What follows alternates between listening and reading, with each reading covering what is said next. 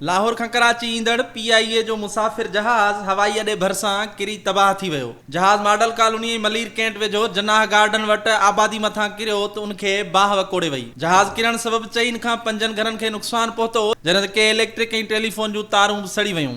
अखियुनि ॾिठनि शाहिदनि मूजिबि जहाज़ किरण खां अॻु इमारतुनि जे छितनि सां टकराइजी वियो, जंहिं करे केतिरनि ई घरनि खे बि नुक़सान पहुतो, जॾहिं त गाॾियुनि खे बि बाह वकोड़े वई। शाहिदनि चयो त जहाज़ किरण खां अॻु खाॿे पासे झुकियो, पहिरियों जहाज़ जी पुछड़ी ज़मीन सां टकराई, जंहिं सबबि अॻिए हिसे जी सीटुनि खे घटि नुक़सान पहुतो। अखियुनि ॾिठनि शाहिदनि मूजिबि पायलट आबादी खे बचाइण जी कोशिश कई, पर बाहि लॻण खां पोइ जहाज़ किरी तबाह थी वियो। हादसे खां पोइ पाक फ़ौज, रेंजर्स ऐं पुलिस जी वॾी नफ़री वाक़े वारी हंधि पहुची इमदादी कार्रवायुनि में हिसो वरितो। जहाज़ खे ख़ौफ़नाक बाहि लॻण सबबि सामूंडी फ़ौज खां बि मदद तलब कई वई। पाक फ़ौज जे क्विक रिस्पांस फोर्स बि वाक़े वारी हंधि पहुची इमदादी कार्रवायुनि में हिसो वरितो। PIA जे तर्जुमान मूजिबि क़ौमी एयरलाइन जी उॾाम PK 8303 सां लैंडिंग दौरान हादसो पेश आयो ऐं जहाज़ 2:37 ते किरी तबाह थी वियो। हुननि चयो त PIA जे इस्तेमाल हेठि एयरबेस 320 जहाज़ घणो पुराणो न हो। उन जी उमिरि 10 खां 11 साल हुई ऐं जहाज़ खे मुकमल तौरु मेंटेन रखियो वियो हो। सिविल एविएशन अख़्तियारनि मूजिबि PIA जी तबाह थियल उॾाम जो लैंडिंग खां 1 मिनट अॻु एयर ट्रैफिक कंट्रोल सां राब्तो काटा थी वियो हो। जहाज़ जे पायलट ऐं ट्रैफिक कंट्रोल टावर विच में आख़िरी राब्ते जी ऑडियो रिकॉर्डिंग बि साम्हूं अची वई आहे, जंहिंमें जहाज़ जे पायलट हिकु इंजन फेल जो इतलाउ ॾिनो ऐं मीडी जी कॉल ॾिनी, जंहिं ते पायलट खे आगाह कयो वियो त जहाज़ जी लैंडिंग लाइ 2 रनवे दस्तियाब आहिनि, जंहिंखां पोइ संदसि राब्तो कटिजी वियो। 8303 approach. जी sir.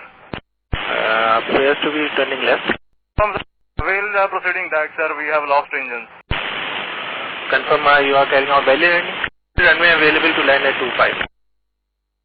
Roger. Clear. Mayday. Pakistan 8303.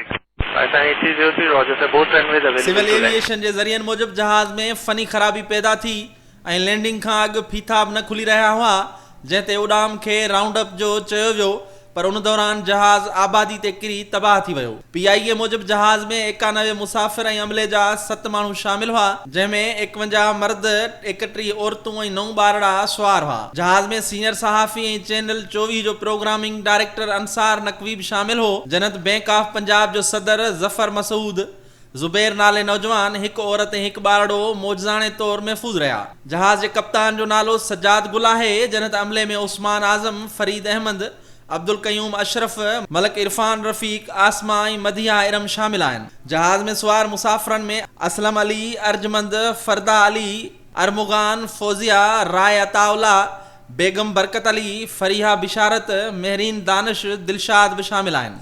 Humera अकरम, फारूक एलियन, इनाया अफज़ल, इश्ताक अहमद, मोहम्मद शुएब, मोहम्मद तारिक, फातिमा ज़हरा, साइमा इमरान, अब्दुल फतह, रहीम, मोहम्मद ज़ुबैर, सलीम, ज़ुहैब, वाहिदा रहमान, रिया करीम, आयशा मुसाफ़िरनि में शामिल आहिनि। मुसाफ़िरनि में अहमद शबीर, नवीद करीम, शहनाज करीम, किरण शाहिद, मोहम्मद वकास बि शामिल आहिनि।